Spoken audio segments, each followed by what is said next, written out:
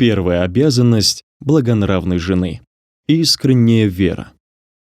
Благонравные женщины с особенным вниманием оберегают свою веру.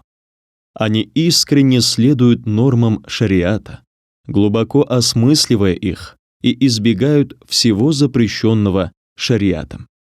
Они искренне верят в то, что Всевышний Аллах единственный, и нет у Него сотоварищей, вся мощь принадлежит Ему одному, добро и зло происходит только по Его предопределению. Он – властелин всех миров, Он – всеслышащий и всезнающий. Пророк Мухаммед, мир ему и благословение Всевышнего, истинный и последний пророк Аллаха.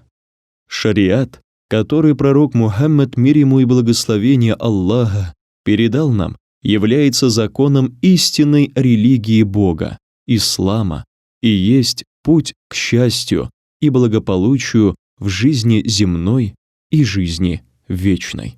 Они никогда не поверят тем, кто призывает обращаться к магам и предсказателям, и тем, кто обещает посредством магических сил создать или, наоборот, прекратить взаимоотношения между людьми, а также тем, кто обещает призвать на помощь духов и джиннов, зная, что эти люди явные шарлатаны и безбожники, благонравные женщины никогда не взглянут на них приветливо, не пригласят и не пустят в свои дома.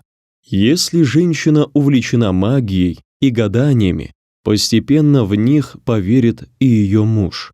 Свои заблуждения такая мать передаст по наследству и своим детям. К концу земного пребывания этой семьи в таком доме угаснет вера или утратится ее истинность. Члены такой семьи будут находиться в постоянных сомнениях во всем и глубоком страхе, доходя до полного отчаяния. Дом этот застынет сродни улью, зараженному гусеницами.